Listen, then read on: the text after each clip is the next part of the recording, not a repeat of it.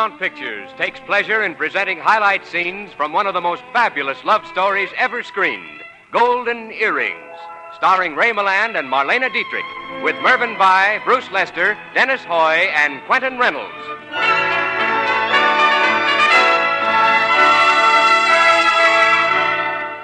Our story begins at the Burlington Club in London during the autumn of 1946. Major General Ralph Denniston, played by Ray Milland, is standing at a window, looking out into a typical English pea soup fog, when a page boy hands him a package. In it are 2 golden earrings. His face lights up, excitement shines in his eyes, and within the hour, he is seated on a Paris-bound plane. Quite by accident, his seat partner on the plane is the famous war correspondent, Quentin Reynolds. Major General Denniston is leaning back in the seat, his eyes closed, but conscious of Reynolds' curiosity about a small hole pierced in the lobe of his ear. Why don't you ask me and have it over? What? My ears. Well, all right. But it is odd, you know. What I mean is, they look like they've been pierced for earrings. Do they really? By Jove, they probably do. Well. I was wondering if you'd mind talking about it. Not at all, not at all. There's a woman in it, of course. A woman of such extraordinary accomplishments that Well, it all started shortly before war broke out. I was in Germany, a prisoner. Before the war?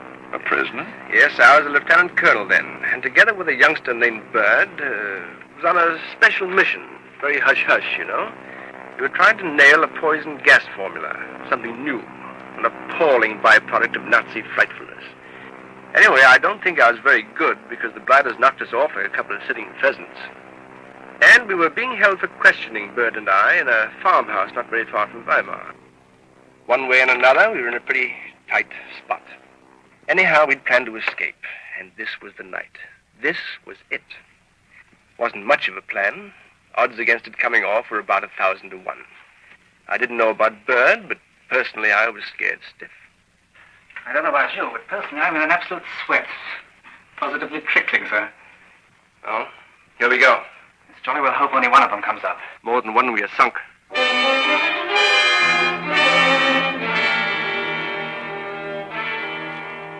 Having made their escape in stolen German uniforms, the 2 men separated, agreeing to meet later at Esbach. The colonel, quietly slipping through the woods, came to a riverbank. The bundle in his hand is obviously the stolen German uniform, for he is now wearing a ragged shirt and trousers. Just as he is about to scuttle the package in the river, he hears a woman's voice. Quickly reaching for his Luger, he crawls stealthily toward the direction of the voice. In there, it is very damp. I have good fire here. And stew. You are hungry. Yes, as a matter of fact, I am very. Wonder would you sell me some of that, whatever it is. Sit down. Thank you. Thank you very much. I make good fish stew. Yes, it looks excellent. Onions and potatoes. And garlic and barley and mushrooms. Plenty of fine fat fish. Stop watching. There's nobody. You're safe here. Quite safe. You look like a military man.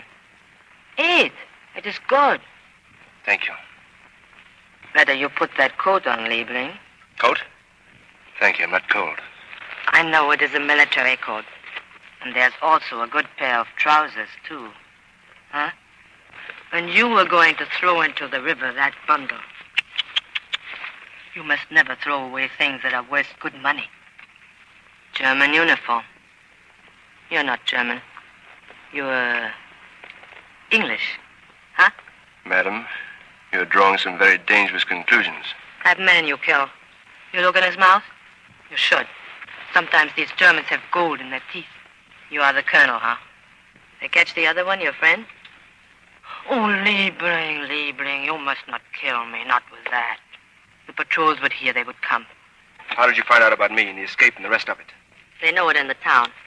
They're searching the forest and the lake. That is right. What's right? What you were thinking. That it would be safer to travel with me. As a matter of fact, How did you know what I was thinking? We could travel by day. Back lanes. Gypsy lanes. They are not watched. How far you think you'll go in these German officers' boots, huh? I do wish you'd stop reading my They mind. always look at your feet. So frightfully disconcerting, like being found without one's trousers. You didn't tell me your name. Liddy. Liddy? If you don't mind, I think I'll call you Lydia. Lydia.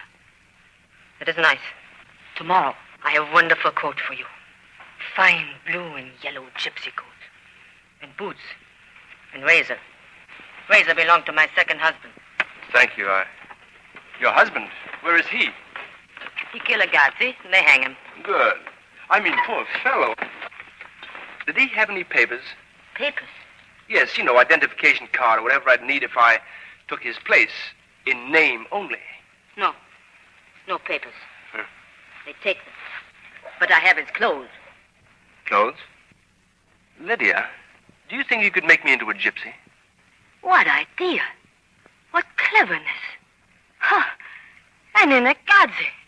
Oh, mind this. I can make gypsy out of log of wood. Oh. And you are not log of wood. What is that mumbo-jumbo? Stain to make your white-skinned gypsy. And in your ears, I put holes. Little holes. Holes? Yes, for my husband's beautiful gold earrings. When I finish, you even smell like gypsy. Now, look here, old girl. Let's not overdo this.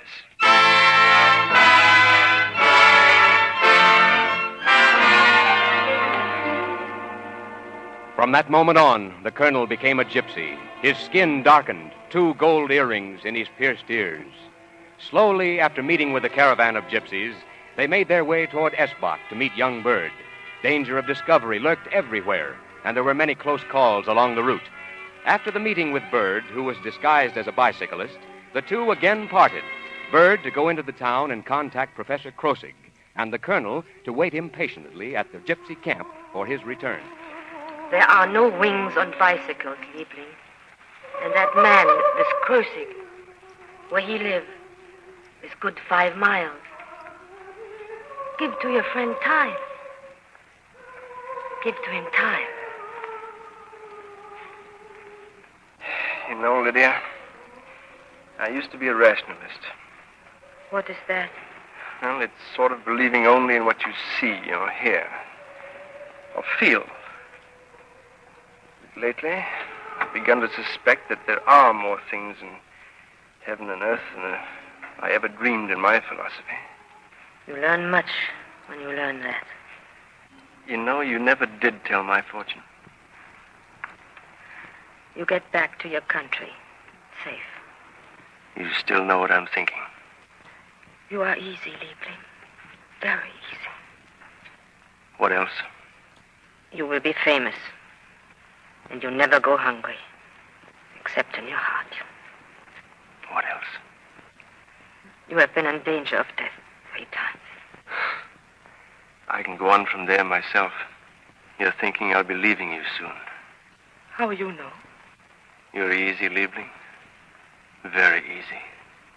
Lydia, afterwards, I mean when I'm gone, will you go back to Zoltan? Would that make you unhappy? Yes. Yes, it would, very. Oh, what would Zoltan want of woman whose heart is stone?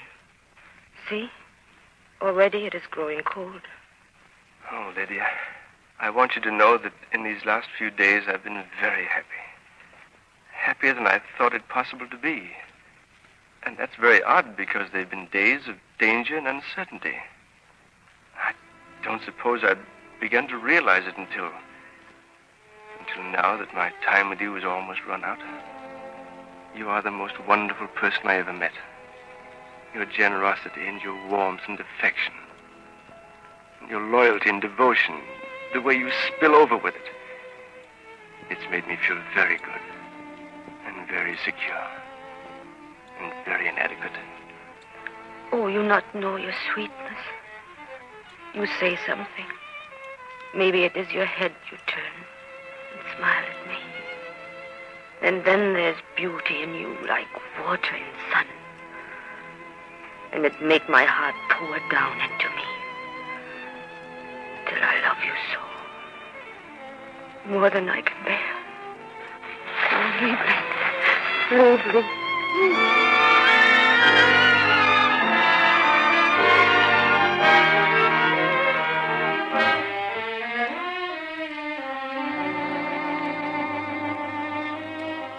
And that's just a small portion of one of the wildest adventure love stories ever filmed.